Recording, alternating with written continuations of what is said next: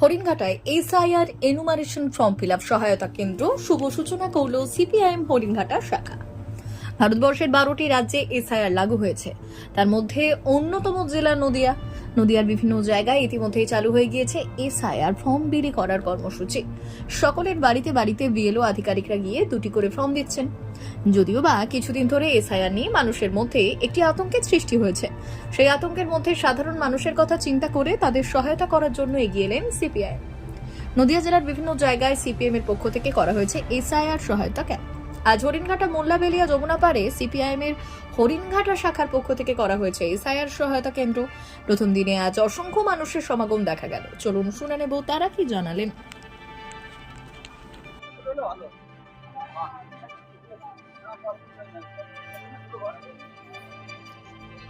দাদা এখানে কি হচ্ছে? এটা আমাদের এসআইয়ের একটা ক্যাম্প করা হয়েছে সিপিএম পার্টির পক্ষ থেকে মোল্লাবেলিয়া অঞ্চলে, মোল্লাবেলিয়া শাখার পক্ষ থেকে। সামগ্রিক মোল্লাবেলিয়া অঞ্চলেরই এখানে যারা যে সমস্ত মানুষ যারা এসআইয়ের ফর্ম ফিল আপ করতে পারবে না, আমরা সহায়তা ক্যাম্প করেছি। আজকের থেকে আগামী ডিসেম্বর মাসের 4 তারিখ কিন্তু আমাদের ক্যাম্পটা চলবে। যারা আসবে এখানে আমরা তাদের সহায়তা করবো এবং তাদের ফর্মটা আমরা ফিল আপ করবো। প্রত্যেক দিন 5টা থেকে রাত্রি 8টা পর্যন্ত আমরা এখানে থাকবো। সমস্ত অঞ্চলের মানুষের আমরা এখানে এসআইয়ের ফর্মটা ফিল আপ করবো। এসআই নিয়ে সাধারণ মানুষ একটা আতঙ্কে ছিল, যেটা কি করবো না করবো, কি হবে না হবে, সেই চিন্তা ভাবনা করেই কি এই ক্যাম্প?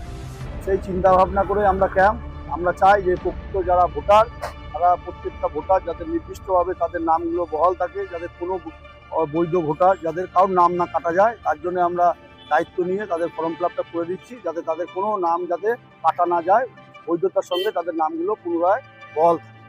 তার জন্যই আমাদের এই ক্যাম্প। বিভিন্ন দলের থেকে বিভিন্ন রকম সহায়তা ক্যাম্প করা হয়েছে, আপনারাও করলেন। মানুষ কতটা মানুষ সাধারণত উপকারী পাবে, কারণ আমরা দেখেছি এসআই ঘোষণার পর থেকে মানুষ আমাদের কাছে আসছে এবং 2002 সালে ভোটার লিস্ট থেকে ধরে নানা রকম সহযোগিতা আমাদের সবসময় আসছে। তো তাদের কথা মাথায় রেখেই আমরা এই ক্যাম্পটা আজকের থেকে আমরা চালু করলাম এবং ডিসেম্বর মাসের 4 তারিখ পর্যন্ত আমাদের এই ক্যাম্পটা এখানে চলবে। প্রত্যেকটা মানুষ, তারা দলমেল নির্বিশেষে যে কোনো মানুষকেই আমরা এখানে সহায়তা করব এবং যারা আসবে আমাদের সবাইকে আমরা এখানে প্রত্যেকটা ফর্ম আমরা ফিল আপ করে তাদের চলছে। আজকে এখান থেকে স্থায়ী, এতদিন আমাদের পার্টি অফিসে হয়েছে।